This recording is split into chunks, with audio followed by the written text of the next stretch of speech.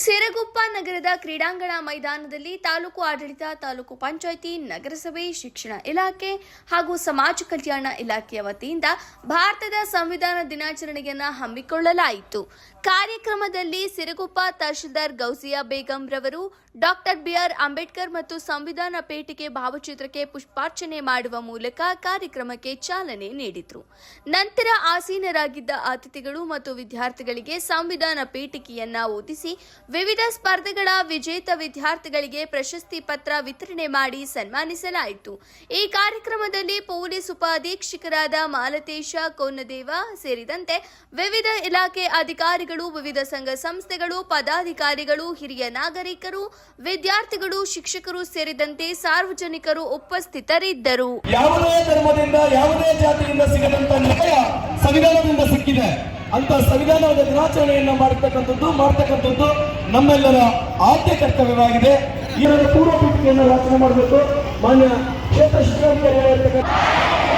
ಜನಗಳಾದ ನಾವು ಭಾರತವನ್ನು ಒಂದು ಸಾರ್ವಭೌಮ ಸಮಾಜವಾದಿ ಸರ್ವಧರ್ಮ ಸಮಭಾವದ ಪ್ರಜಾಸತ್ತಾತ್ಮಕ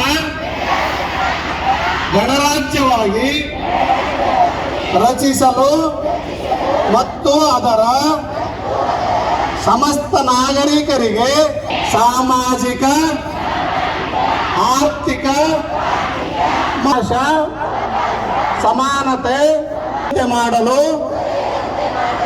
ಮತ್ತು ವ್ಯಕ್ತಿ ಗೌರವವನ್ನು, ರಾಷ್ಟ್ರದ ಏಕತೆಯನ್ನು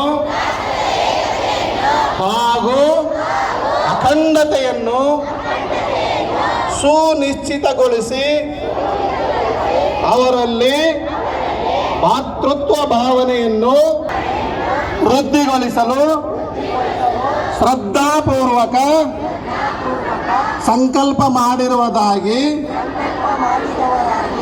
ನಮ್ಮ 1949ನೇ ಇಸವಿ ನವೆಂಬರ್ ತಿಂಗಳ 26ನೇ ತಾರೀಕಾದ ಈ ದಿವಸ ಈ ಮೂಲಕ ಈ ಸಂವಿಧಾನವನ್ನು ಅಧಿನೇಮಿಸಿ ನಮಗೆ ನಾವೇ ಅರ್ಪಿಸಿಕೊಂಡಿದ್ದೇವೆ. ಧನ್ಯವಾದ. ಮಹತ್ವದ ಸಂವಿಧಾನವನ್ನು ಬರೆದಿರುವ ನಮ್ಮ ಬಾಬಾ ಸಾಹೇಬ್ ಡಾಕ್ಟರ್ ಭೀಮರಾವ್ ಅಂಬೇಡ್ಕರ್ ಮತ್ತು ನಮ್ಮ ಮಹಾತ್ಮ ಗಾಂಧೀಜಿಯವರು ರಾಷ್ಟ್ರಪತಿಯನ್ನು ಇವತ್ತು ನಾವು ನೆಲೆಸಬೇಕಾಗಿದೆ. ಅವರನ್ನು ಸ್ಮರಿಸುತ್ತಾ, ಅವರನ್ನು ನಾವು ಗೌರವಿಸುತ್ತಾ ಇಂದಿನ ಈ ವೇದಿಕೆ ಕಾರ್ಯಕ್ರಮವನ್ನು ನಾವು ಸಂವಿಧಾನದ ರಚನೆಯ ವೇದಿಕೆ ಕಾರ್ಯಕ್ರಮವನ್ನು ಪ್ರಾರಂಭಿಸಿದ್ದೇವೆ.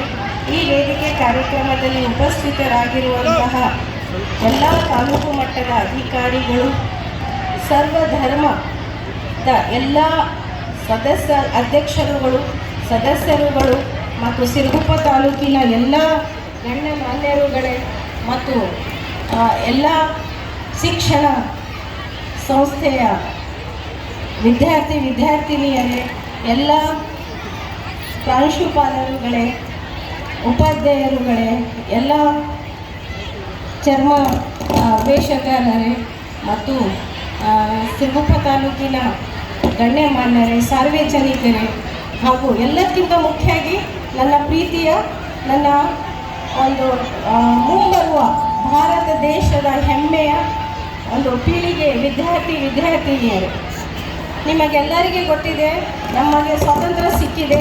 ಸ್ವಾತಂತ್ರ್ಯ ಸಿಕ್ಕಿದ ನಂತರ ನಾವು ನಮ್ಮ ದೇಶದಲ್ಲಿ ಯಾವ ಥರ ಬದುಕಬೇಕು, ಯಾವ ವ್ಯವಸ್ಥೆ ಆಗಬೇಕು, ಕಾನೂನು ವ್ಯವಸ್ಥೆ ಆಗಬೇಕು, ಶಾಂತಿ ಆಗಬೇಕು, ಎಲ್ಲ ಧರ್ಮ ರಚನೆ ಆಗಬೇಕು ಮತ್ತು ನಾವೆಲ್ಲರೂ ಒಂದು ಕಾನೂನಿನ ಅಡಿಯಲ್ಲಿ ಜೀವಿಸಬೇಕಂದ್ರೆ ನಮಗೆ ಒಂದು ಸಂವಿಧಾನದ ಅವಶ್ಯಕತೆ ಆಗಿತ್ತು. ಆ ಭಾರತದ ಸಂವಿಧಾನವು ಭಾರತದ ಜನರನ್ನು ಆಳುವ ಸರ್ಕಾರದ ಮೂಲ ರಚನೆಯನ್ನು ನಿರ್ದಿಷ್ಟಪಡಿಸುತ್ತದೆ. ಈ ಸಂವಿಧಾನವನ್ನು ರಚಿಸಲು ಕರಡು ರಚನಾ ಸಮಿತಿಯನ್ನು ರಚಿಸಲಾಯಿತು. ಆ ಕರಡು ರಚನಾ ಸಮಿತಿಗೆ ಅಧ್ಯಕ್ಷರನ್ನಾಗಿ ನಮ್ಮ ಡಾಕ್ಟರ್ BR ಅಂಬೇಡ್ಕರ್ ಸಂವಿಧಾನ ಶಿಲ್ಪಿ ಅವರನ್ನು ಆರಿಸಲಾಯಿತು.